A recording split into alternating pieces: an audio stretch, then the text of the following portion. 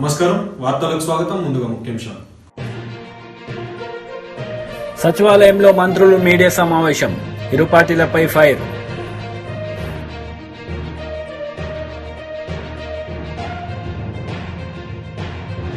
రా కదలిరా భారీ బహిరంగ సభలో చంద్రబాబు నాయుడు, సీఎం జగన్ పై ఫైర్.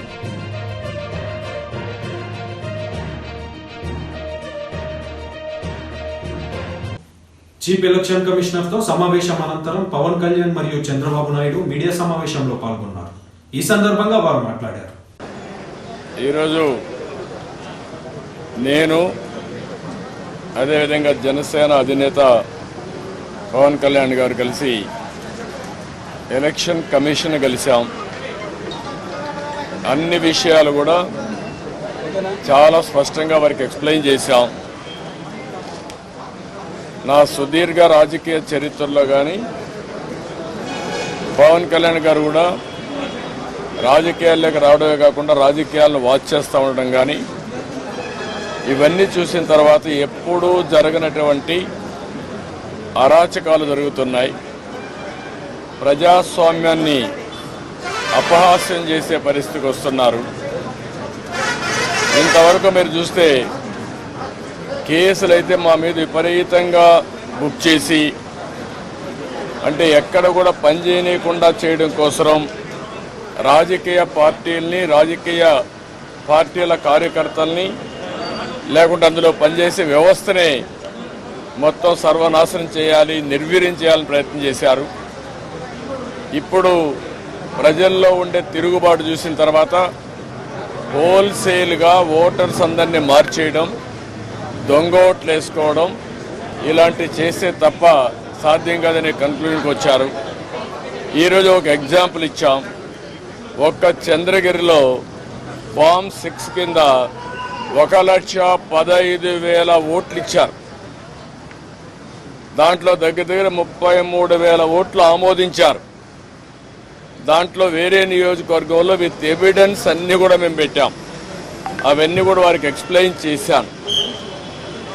అదే మరిగా స్టేట్ ఎలక్షన్ కమిషనర్ ఆ రోజు పడిన అవస్థ కానీ కడాన ఆయన డ్యూటీ కండక్ట్ చేయడానికి, ఆయన విధి నిర్వహించడానికి సెంట్రల్ హోమ్ మినిస్టర్ని అడిగాడు ప్రొటెక్షన్ కోసం. కుటుంబాన్ని ఆయనకు సెక్యూరిటీ కావాలని అడిగే పరిస్థితి అవి కూడా ఇచ్చాం.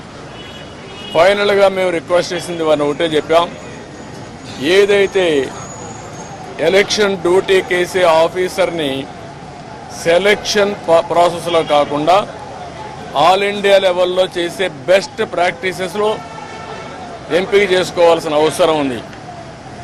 డిప్యూటీ సీఎం బట్టి విక్రమార్క మీడియా సమావేశం నిర్వహించారు. ఈ సందర్భంగా వారు మాట్లాడారు. రాష్ట్ర ప్రజల పైన పడలేదు.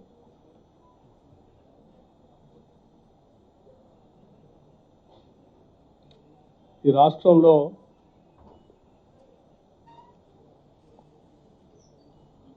అత్యంత వెనుకబడినటువంటి వర్గాలు ఉన్నారు. సామాజికంగా తరతరాలుగా అనేక అవసరాలు అందుబాటులో రాలేనటువంటి వాళ్ళు కూడా ఉన్నారు. నిరుద్యోగ యువతీ యువకులు,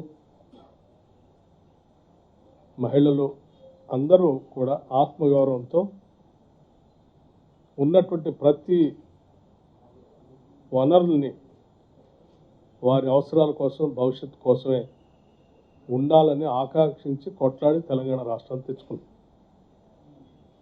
సో వారందరి శ్రేయస్సే మా అందరి ముందు ఉన్నటువంటి ప్రథమ కర్తవ్యం, లక్ష్యం కూడా.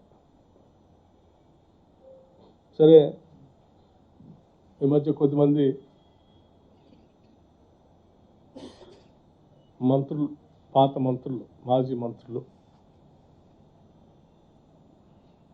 అక్కడక్కడ కొన్ని విషయాలు మాట్లాడుతూ ఉన్నారు. హైదరాబాద్లో ఫార్ములా ఈ రేస్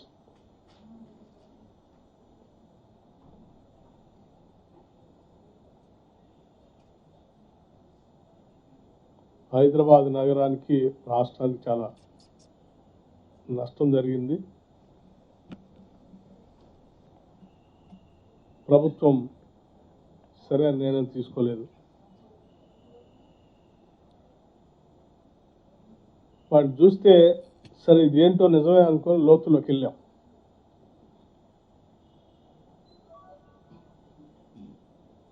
ఫార్ములా ఈ రేసు ప్రజలందరికీ తెలియాలి.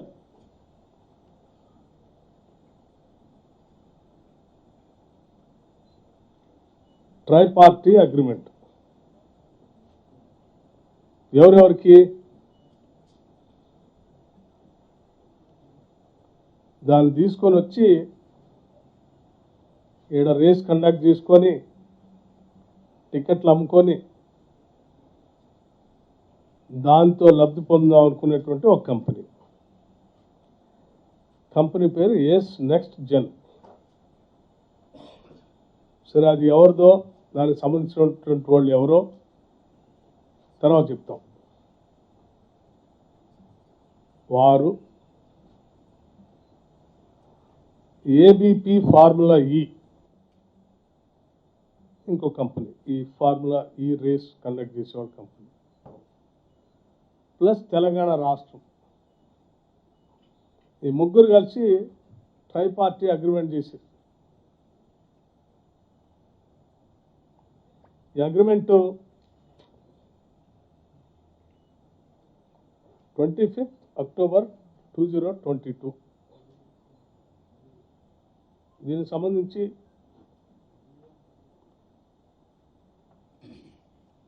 మరి రాష్ట్రానికి ఏదైనా ట్రై పార్టీ అగ్రిమెంట్ చేసుకుంటే, ఏదైనా ఈవెంట్ కండక్ట్ చేస్తే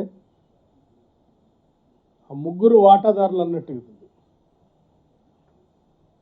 ముగ్గురు వాటాదారుల్లో మరి ప్రధానంగా హోస్ట్ చేసే నగరానికి, రాష్ట్రానికి కొంత మేలు జరగాలి, వాటా రావాలి.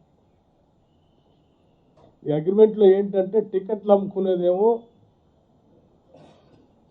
ఎస్ నెక్స్ట్ జెన్ కంపెనీ, వాళ్ళు టికెట్లు అమ్ముకుంటారంటే ఇది కండక్ట్ చేసి, ఇంకో ఆయన ఫార్ములా ఈ రేస్ వాళ్ళు వచ్చి వాళ్ళు రేస్ నడుపుకుంటారు. మరి రాష్ట్రానికి వచ్చేది అంటే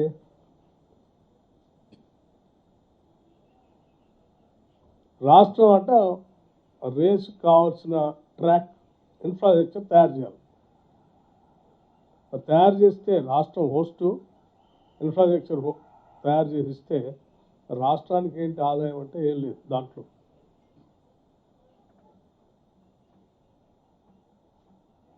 అంటే రాష్ట్రాన్ని మీ అవసరాల కోసం ఒక కంపెనీ, ఎస్పీవి లాంటి ఒక కంపెనీ పెట్టుకొని ఆ కంపెనీ ఆ ఫార్ములా ఈతో. ఆళ్లగడ్డలో టీడీపీ అధినేత నారా చంద్రబాబు నాయుడు రా కదలిరా బహిరంగ సభలో పాల్గొన్నారు. ఈ సందర్భంగా ఆయన ఈ 5 ఏళ్లలో జగన్ చేసిన అన్యాయాల గురించి మాట్లాడారు. ఈ జగన్మోహన్ రెడ్డి రాయలసీమకు ఒక్క ప్రాజెక్టు కట్టాడా అని మిమ్మల్ని అడుగుతున్నా. చెప్పే ధైర్యం వైఎస్ఆర్ కాంగ్రెస్ కుందా అని మిమ్మల్ని అడుగుతున్నా. 5 సంవత్సరాల ముఖ్యమంత్రిగా 12,450 కోట్ల రూపాయలు తెలుగుదేశం పార్టీ ఖర్చు పెడితే దాంట్లో కనీసం 20% ఖర్చు పెట్టిన ఈ ముఖ్యమంత్రి రాయలసీమను ఉద్ధరిస్తాడా తమ్ముళ్ళు అని మిమ్మల్ని అడుగుతున్నా. నమ్మకం ఉందా అని మిమ్మల్ని అడుగుతున్నా. ఇలాంటి వ్యక్తుల్ని క్షమించాలని మిమ్మల్ని అడుగుతున్నా. జగన్మోహన్ రెడ్డి రాయలసీమ ద్రోహి అవునా కాదా అని మిమ్మల్ని అడుగుతున్నా. ఈసారి నీళ్లు వచ్చాయా? మీకు వచ్చాయా నీళ్లు? నేనుంటే నీళ్లు రాకుండా ఉండే పరిస్థితి ఉందా అని మిమ్మల్ని అడుగుతున్నా. అదే మన దూరదృష్టి. నేనేం ఆలోచించాను, ఇమ్మీడియట్ గా ముఖ్యమంత్రి అయిన రోజునే రాయలసీమకు నీళ్లు తేవాలని ముచ్చుమర్రి లిఫ్ట్ ఇరిగేషన్లు ఫైనలైజ్ చేశాను. దానివల్ల నీళ్లు కిందికి పోయినా ఆ నీళ్లని లిఫ్ట్ చేసే అవకాశాన్ని కల్పించిన పార్టీ తెలుగుదేశం పార్టీ. ఇంతేకాదు, శ్రీశైలంలో నీళ్లు పొదుపు చేయాలని కృష్ణా డెల్టాకి పట్టసీమ ద్వారా గోదావరి నీళ్లు 120 టీఎంసీ నీళ్లు తీసుకొచ్చాం. ఆ 120 టీఎంసీ నీళ్లు ఎక్కడ పెట్టామంటే శ్రీశైలంలో పెట్టాం. ఆ నీళ్లు ఎవరికి ఇచ్చామంటే రాయలసీమకి ఇచ్చాం. అదే నేను ముఖ్యమంత్రిగా ఉండుంటే అప్పటికే టెండర్లు పిలిచాను. గోదావరి నీళ్లు నాగార్ సాగర్ రైట్ మెయిన్ కెనాల్కి తీసుకురావాలని 250 టీఎంసీ నీళ్లు అక్కడ తెచ్చేవాళ్ళం, అక్కడ నీళ్లు ఇచ్చేవాళ్ళం. ఆ నీళ్లు కూడా శ్రీశైలం ఉండేటివి. అంటే దగ్గర దగ్గర 350 టీఎంసీ నీళ్లు రాయలసీమకి ఇవ్వాలని నా కళ, నా ఆలోచన. అది వచ్చుంటే కరువు అనే మాట ఉండేది కాదు. ఆ తర్వాత ఆలోచించాను, గోదావరి నీళ్లు నేరుగా నాగార్ సాగర్ దగ్గర తీసుకొచ్చి అక్కడి నుంచి నల్లమలై అడవుల్లో ఒక టన్నల్ కొట్టి నేరుగా బనకచెర్లకు తీసుకురావాలనేది నా ఆలోచన. అది నా దూరదృష్టి. గోదావరి నీళ్లు బనకచెర్ల గేట్వే ఆఫ్ రాయలసీమ. అక్కడి నుంచి అందరినీవాకు పోతాయి, తెలుగు గంగ పోతుంది, ఎస్ఆర్బిసికి పోతుంది, కేసీ కెనాల్కు పోతుంది, రాయలసీమ సస్యశ్యామలం అవుతుంది. అది నా కళని మీ అందరికీ తెలియజేస్తున్నా. వైఎస్ఆర్సీపీ మంత్రి అంబటి రాంబాబు మీడియా సమావేశం నిర్వహించారు. ఈ సందర్భంగా ఆయన టీడీపీ నేతలపై మండిపడ్డారు. మారుస్తాయి, మ్యానిపులేషన్కు ఉపయోగపడతాయి అని పెద్ద గుంతెత్తి నువ్వు ఆర్గ్యుమెంట్ చేసిన నువ్వు ఇవాళ వాటి గురించి మాట్లాడమే, అది మర్చిపోయావు ఆ పాఠం. ఇవాళ వెళ్ళి మా మీద మాట్లాడతావో నాకు అర్థం కాలేదు. అంతేకాదు, లాస్ట్ ఎలక్షన్స్లో గుర్తుందో లేదో మీకు, సెంట్రల్ ఎలక్షన్ కమిషన్ దగ్గరికి వెళ్ళి సెక్రటేరియట్లో బహుశా ద్వివేదినో త్రివేదినో ఉన్నాడు, వెళ్ళి డైరెక్ట్గా బెదిరించాడు. ఎలక్షన్స్లో ఆయన వెళ్ళి ముఖ్యమంత్రి స్థానంలో తాత్కాలిక ముఖ్యమంత్రిగా ఉన్నటువంటి నారా చంద్రబాబు నాయుడు గారు వెళ్ళి ఆయన బెదిరించే కార్యక్రమం చేశారు. ఆఫీస్కి వెళ్ళాడు డైరెక్ట్గా, సింగిల్గా లైవ్ తీసుకెళ్ళి. ఆంధ్రజ్యోతి, ఈనాడు మొత్తం లైవ్ అన్ని వెళ్ళిపోయాయి. బెదిరించే కార్యక్రమం చేశాడు. ఓటమి భయం వచ్చినప్పుడు చంద్రబాబు నాయుడు గారు ఇలాంటి వేషాలన్నీ వేయటం అనేది కొత్త ఏమీ కాదు అనే విషయాన్ని ప్రజలు తెలుసుకోవాలని మనం చేస్తున్నాం. చిత్రం ఏంటంటే శ్రీదేవితో వెళ్తే వెళ్ళాడు. ఎందుకంటే ఆమె పార్టీలో, మా పార్టీలో గెలిచిన ఆయనకి ఓటేసింది, క్యాష్ కొట్టి తీసుకుంది. ఇప్పుడు ఆయన అమ్మటే తెలుగుదేశం ఊరేగింపులో తిరుగుతుంది అనుకో, అది వేరే విషయం. ఈయన వెళ్ళాడు. ఎవరైనా పవన్ కళ్యాణ్. పొత్తులు వాళ్ళందరూ రావాల్సిన అవసరం లేదు, ఎవరి పార్టీ వాళ్ళు వెళ్ళొచ్చు. కానీ ఈయన వెళ్ళిపోయాడు ఆయన అమ్మట. నాకు అర్థం కాల. బహుశా గుర్తింపు లేని రాజకీయ పార్టీ కదా ఏది పవన్ కళ్యాణ్ గారి జనసేనకు, దానికి గుర్తింపు లేదు, దానికి ఇంటర్వ్యూ దొరకదు. అందువల్ల చంద్రబాబు నాయుడు గారు చెంచగా వెళ్ళాడు. నేను అడుగుతా ఉన్నా, పవన్ కళ్యాణ్ గారు ఎందుకయ్యా మళ్ళీ నీ గ్లాసు గుర్తు, ఆ సైకిల్తోనే పోటీ చేయలేదు, ఎందుకు వచ్చింది కూడా ఇదంతా విలీనం చేసేయి, కొట్టేయి, దెబ్బ ఏమైంది, కొద్దిగా క్యాష్ కొద్దిగా ఎక్కువ అడుగు సరిపోద్ది, ఏమో దానిలో మేము విలీనం చేస్తామండి, సైకిల్ గుర్తు మీద మేము పోటీ చేస్తాం, కాస్త కొద్దిగా ఇంకొద్దిగా ప్యాకేజీ పెంచండి అని అడుగు. ఆయన కూడా రెడీగా ఉన్నాడు, పాపం సొమ్ము సంపాదించినంత రెడీగా ఉన్నాడు. అవి కూడా నీకు ఇచ్చేసి ఏకంగా దీనిలో తీసుకువెళ్ళేటటువంటి కార్యక్రమం చేస్తాడు, గుర్తుపెట్టుకోమని కూడా ఈ సందర్భంగా మనం చెప్తున్నాం. చంద్రబాబు నాయుడు గారు చాలా దుర్మార్గమైన రాజకీయాలు చేయటంలో నిష్ణాతుడు. చెప్పిన మాట చెప్పుకోకుండా మోసం చేసే కార్యక్రమాలు చేస్తున్నాడు. విచ్చలవిడిగా దానికి తోడు తానా తందానా అనే పత్రికలు బయలుదేరాయి. అవి చూస్తే ఒకవేళ నిజంగా ఎప్పుడన్నా నేను పని పెద్దలు చదువుతుంటా పైన హెడ్డింగ్లు, ఎవరు చూడమాక చూస్తే ఎట్లా ఉంటుందంటే చంద్రబాబు నాయుడు వచ్చేసి అధికారంలో కూర్చున్నట్టే ఉంటుంది. ఆ ఈనాడు ఒకటి ఆంధ్రజ్యోతి ఒకటి రాస్తుంటే అయిపోయింది వైఎస్ఆర్ కాంగ్రెస్ పార్టీ పని, తెలుగుదేశం అధికారంలోకి వచ్చేసింది. బీజేపీ దుబ్బాక మాజీ ఎమ్మెల్యే రఘునందన్ మీడియా సమావేశం నిర్వహించారు. ఈ సందర్భంగా ఆయన మాట్లాడారు. షాబాను అనేటువంటి ఒక లేడీ 1978లో తన భర్త తనకు విడాకులు ఇచ్చిండని, పిల్లలతో తన మనుగడ కష్టమవుతుందని మనోవర్తి అని చెప్పి 1978 నుంచి కొట్లాడితే 1985లో అన్న ఈరోజు సుప్రీంకోర్టు చీఫ్ జస్టిస్ గా ఉన్నటువంటి చంద్రచూడ్ గారి తండ్రి ఈరోజు సుప్రీంకోర్టులో చీఫ్ జస్టిస్ గా ఉంది. డివై చంద్రచూడ్ గారు సుప్రీంకోర్టు చీఫ్ జస్టిస్. 1985లో ఆ రోజు జడ్జిమెంట్ ఇచ్చింది, షాబాను కేసులో జడ్జిమెంట్ ఇచ్చింది ఎవరు? ఇప్పటి సుప్రీంకోర్టు చీఫ్ జస్టిస్ తండ్రి వైవి చంద్రచూడ్ గారు జడ్జిమెంట్ ఇచ్చినారు. ఏమని? సెక్యులర్ దేశం భారతదేశం, ఒక కులమోళ్ళకి భరణం ఇయ్యాలి, ఇంకో కులమోళ్ళకి భరణం ఇయ్యద్దనడం తప్పు, ముస్లిం మహిళ అయినా, హిందూ మహిళ అయినా, క్రిస్టియన్ మహిళ అయినా భర్త భార్యకు విడాకులు ఇచ్చినట్లయితే భరణం ఇవ్వాలి, మెయింటెనెన్స్ ఇవ్వాలి, సెక్షన్ 125 కింద మెయింటెనెన్స్ ఇవ్వాలని చెప్పింది. ఒక జడ్జి చెప్పలే, 5 జడ్జెస్ బిల్కిస్ బానో కేసులో. ఆ రోజు షాబానో కేసులో జడ్జిమెంట్ ఇచ్చింది సుప్రీంకోర్టు చీఫ్ జస్టిస్, ప్రస్తుత చీఫ్ జస్టిస్ గారి తండ్రి జస్టిస్ వైవి చంద్రచూడ్ గారు, రంగనాథ్ మిశ్రా గారు, డిఏ దేశాయి గారు, మన తెలుగు జడ్జి గారు కూడా ఒకరు ఉన్నారు, ఓ చిన్నపరెడ్డి గారు, ఈఎస్ వెంకటరామయ్య గారు. ఈ 5 జడ్జీలు ఏమన్నారంటే, బెంచ్ ఏమన్నదంటే, మీరు హిందువా, ముస్లిమా, క్రిస్టియన్ పక్కన పెట్టి భర్త భార్యను వదిలేస్తున్నప్పుడు భరణం ఇవ్వడం సమంజసం అని ఈ దేశంలో ఉన్న సర్వోన్నత న్యాయస్థానం జడ్జిమెంట్ ఇస్తే టీడీపీ పోలిట్ బ్యూరో సభ్యులు వర్లరామయ్య మీడియా సమావేశం నిర్వహించారు. ఈ సందర్భంగా ఆయన దళితులను అవమానాలకు గురి చేయడమే మీ లక్ష్యమా అంటూ జగన్ ప్రభుత్వం పైన మండిపడ్డారు.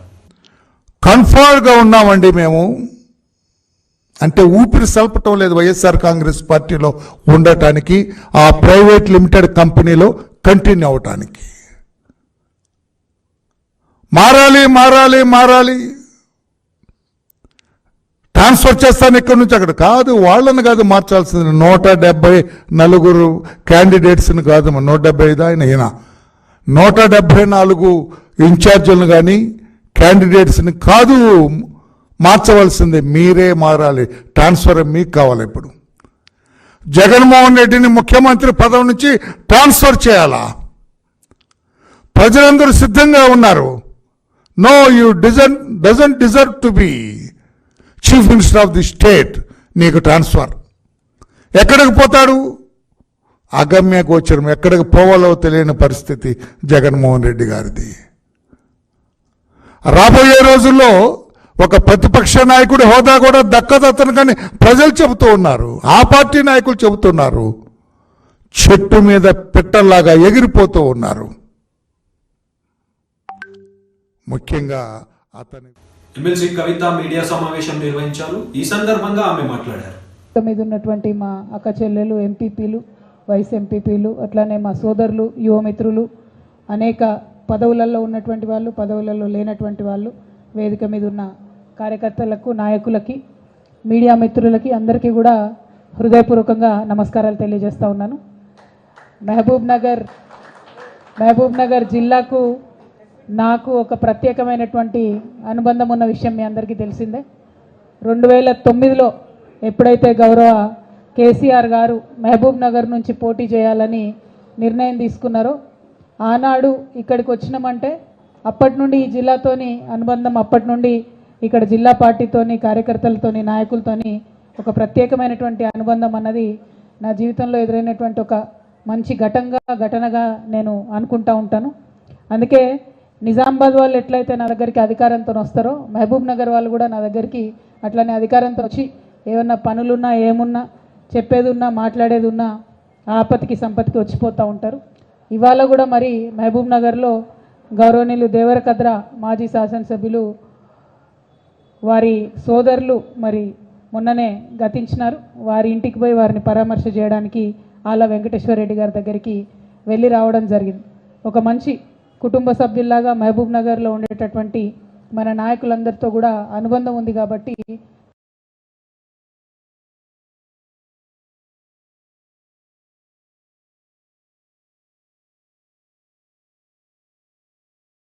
దాన్ని సాధించారనేటటువంటి ఒక గర్వం మాత్రం, ఆ క్రెడిట్ మాత్రం ఎప్పటికీ కూడా మహబూబ్ నగర్ జిల్లా ప్రజలకు, 50 మంది తెలంగాణ ప్రజలు కూడా రుణపడి ఉంటారని చెప్పి మళ్ళీ ఒకసారి మీకు ఈ సందర్భంగా గుర్తు చేస్తూ ఉన్నాను. కాబట్టి కేసీఆర్ గారి హృదయంలో ఒక ప్రత్యేకమైన స్థానం. మనం తెలంగాణ ఉద్యమంలో బాధపడేటోళ్ళం, పల్లెన పల్లేరు మొలిసే తెలంగాణలోన, మన పాలమూరులోన అని బాధపడినటువంటి అనేక సందర్భాలు ఉన్నాయి.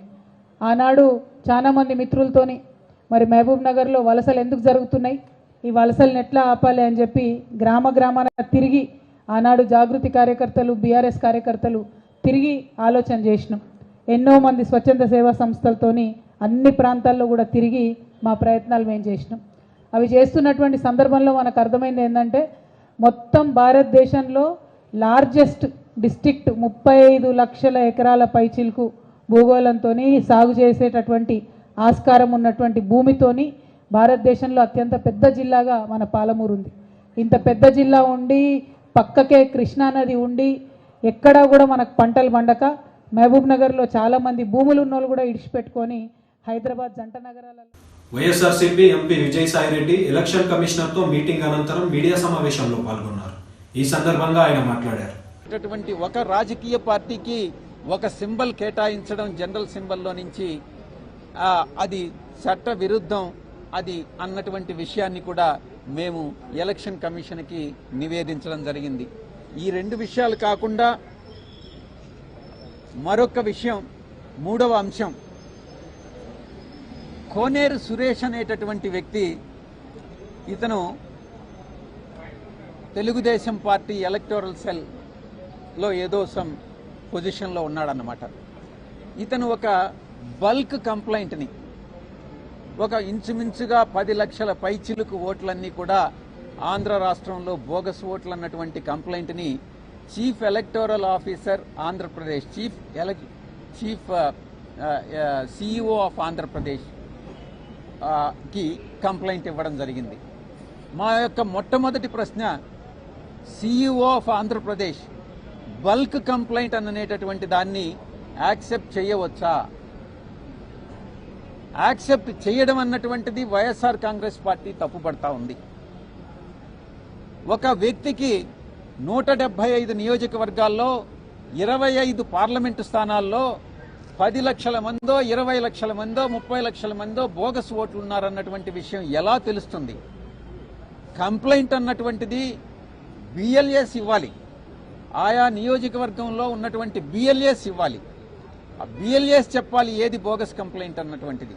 అంతేకాని ఒక వ్యక్తి, తెలుగుదేశం పార్టీకి చెందినటువంటి ఒక వ్యక్తి రాష్ట్రంలో 175 స్థానాల్లో ఎన్ని బోగస్ ఓట్స్ ఉన్నాయి అన్నటువంటిది చెప్పాడు, కంప్లైంట్ ఇచ్చాడు అని అంటే ఆ కంప్లైంటే బోగస్ కంప్లైంట్. కాబట్టి అతని మీద చర్యలు తీసుకోవాలి అన్నటువంటి విషయాన్ని మేము ఎలక్షన్ కమిషన్ దృష్టికి తీసుకురావడం జరిగింది. ఇక మేము అతనిచ్చిన కంప్లైంట్ని చీఫ్ ఎలక్టర్ సిఇఓ ఆంధ్రప్రదేశ్ జిల్లా మొత్తం 26 జిల్లాలకి కలెక్టర్లకి పంపించడం జరిగింది. 26 జిల్లాల కలెక్టర్లకి కూడా పంపించినటువంటి ఈ యొక్క కంప్లైంట్ దాన్ని ఈఆర్ఓస్,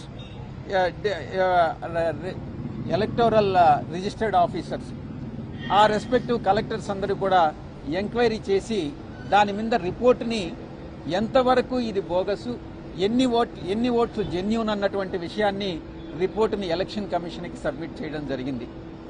ఒక్కసారి మీరు ఆలోచించండి, ఎంత బ్యూరోక్రాటిక్ టైంని వేస్ట్ చేస్తున్నారు.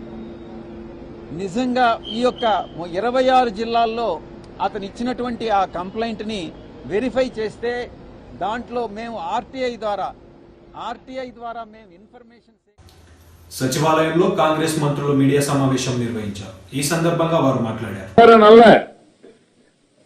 అన్ని మీటింగుల్లో ఈనాడున్న ముఖ్యమంత్రి గారు గాని, ఈనాడున్న డిప్యూటీ చీఫ్ మినిస్టర్ గారు గాని, మా నాయకులు రాహుల్ గాంధీ గారు, ఖర్గే గారు, ప్రియాంక గాంధీ గారు, సోనియా గాంధీ గారు కూడా ఏ వేదికల్లో కూడా 40 రోజులు 50 రోజుల్లో చేస్తానల్లా 100 రోజుల్లో ఈ 6 గ్యారెంటీల్ని ప్రతి ఇంటికి అర్హులైన ప్రతి ఇంటికి చేర్చే బాధ్యత చేస్తామని చెప్పాం. మేము అధికారంలోకి వచ్చి ఇంకా పూర్తిగా ప్రమాణ స్వీకారం చేసింది డిసెంబర్ 9వ తారీఖు నాడు. ఇది శాసనసభ్యులుగా, అంటే ప్రభుత్వంలోకి వచ్చి ఇంకా రేపటికి సంవత్సరం నెల అవుతుంది. అప్పుడే 40 రోజులే మీకు టైం ఉంది, ఇది అది అని ఎవరైనా కారు కొత్తలకు కూసినా చాటుగా ఎప్పుడు కూడా మేము చెప్పలే, మా నాయకులు కూడా ఎక్కడా చెప్పలే. 100 రోజుల్లో మేము డెలివరీ చేస్తానన్నాం. మా మాటకు మేము కట్టుబడి ఉంటాము. మీడియా మిత్రులు కూడా దీన్ని గమనించాలని మీడియా మిత్రులు కూడా ఈ వేదిక ద్వారా తెలియజేస్తున్నారు. ఉన్న వాస్తవాన్ని చెప్తే ఉనికిపడ్డట్టుగా శ్వేతపత్రాల పేరు మీద మళ్ళీ తిరిగి మీరు ఒక నివేదిక వెల్లడించారు. దాని తర్వాత మేము అడిగినటువంటి దానికి మాత్రం స్పందిస్తలేరు. మేము శ్వేతపత్రాలు ఇచ్చాం, మీరు శ్వేతపత్రాలు ఇచ్చారు. దాని తర్వాత ఈ సౌద పత్రాలు, బంగళాలు, ఫామ్ హౌస్ల వివరాలు తెలంగాణ ప్రజలకు చెప్పమని అడుగుతున్నాం. మళ్ళొక్కసారి ఎందుకు ఉలిక్కి పడుతున్నారో అర్థమైతలేదు. ప్రభుత్వం 5 సంవత్సరాలు కూడా ఎన్నిక కాబట్టి మేము ఇచ్చిన హామీల యొక్క ప్రక్రియ ప్రారంభమైందా లేదా? ఇలా గ్రామాల్లో ప్రజలు అడుగుతున్నారు, ఏం బుద్ధి లేదా వీళ్ళకి? తెలంగాణలో ఎందుకు తొందరపడుతున్నారు? అధికారంలో 10 ఏళ్ళు ఉండే అధికారంలో అప్పుల దగ్గరమే కాకుండా ఇంకా దివాళీ కోరు తలంతో మిమ్మల్ని విమర్శిస్తా ఉన్నారని నిన్ననే మొత్తం గ్రామీణ ప్రాంతాల్లో 3-4 రోజులు తిరిగేస్తే ప్రజలు వాళ్ళను బండబూతులు తిట్టేటువంటి పరిస్థితి ఉంది. ఆ బూతులు మేము తిట్టలేము. కనీసం ఆ ప్రజల మాటలు వినన్నా మానం తెచ్చుకోమని కోరుతా ఉన్నాం. గ్రామీణ ప్రాంతాల నుంచి వచ్చిన లాంగ్వేజ్ మీకేం అన్పార్లమెంటరీ కాదు, కానీ వాళ్ళు ఎక్కడ పోతా ఉన్నారు? మీరు అబద్ధాల ద్వారా దుష్ప్రచారం చేసే స్థితికి ఎక్కడ దిగజారారంటే నైతిక విలువలకు కూడా తిలోదాకాలు ఇచ్చి, రాజకీయ విలువలతో సంబంధం లేకుండా పూర్తిగా నైతిక విలువలకు తిలోదాకాలు ఇచ్చేటువంటి పరిస్థితి దిగజారు. క్యాబినెట్ కంటే ముందు ఒక చిన్న ముచ్చట చెప్పి క్యాబినెట్ అన్న శ్రీనివాసరెడ్డి గారు అన్ని చెప్పినారు. ఇప్పటికే 30,000 మంది పైన డాటా ఎంట్రీ ఆపరేటర్లు పెట్టి 1,05,00,000 డాటాలు ఎంట్రీ చేస్తా ఉంటుంటే దాదాపు 19 లక్షల ఇతర కేటగిరీ కింద అప్లికేషన్ వచ్చిన ఎంట్రీ చేస్తా ఉంటుంటే నిన్నటికి 30 రోజుల పేరులో ఒక పత్రం రిలీజ్ చేసిన బుద్ధి లేనోళ్ళు. ఏం తొందర వస్తుంది?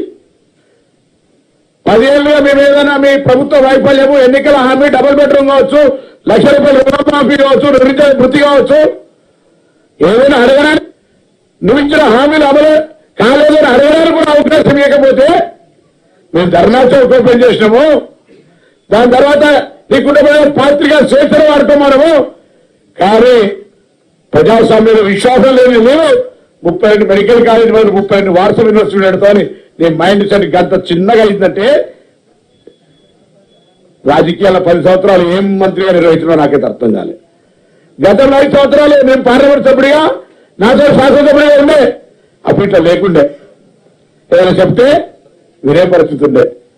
దాని తర్వాత అధికారం మీద కూడా ఏం మాట్లాడుతున్నా అర్థం కాదు. అధికారం పోయాక పూర్తిగా మాలే గారు ఇట్లా ఎట్లా కూర్చుకున్నారు, ఈ పెద్ద ప్రగతి భవన్ ఇలా సెక్రటరీ ఇల్లు ఎట్లా కూర్చుంటున్నారు, పాపం ఇంత జనం వస్తుంటే సామాన్యులు ఇక్కడికి వస్తూ ఉంటుంటే చూసి ఓరలేకపోతా ఉన్నట్టు. వార్తలు ముగించే ముందు ముఖ్యాంశాలు మరోసారి. సచివాలయంలో మంత్రులు మీడియా సమావేశం, ఇరు పార్టీలపై ఫైర్.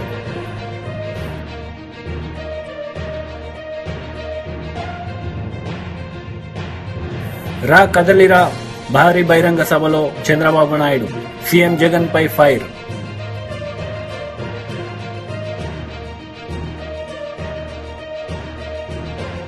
ఈ వార్తలు ఇంతటితో సమాప్తం. తిరిగి ప్రసారమయ్యే వార్తల్లో మళ్ళీ కలుద్దాం. అంతవరకు సెలవు. నమస్తే.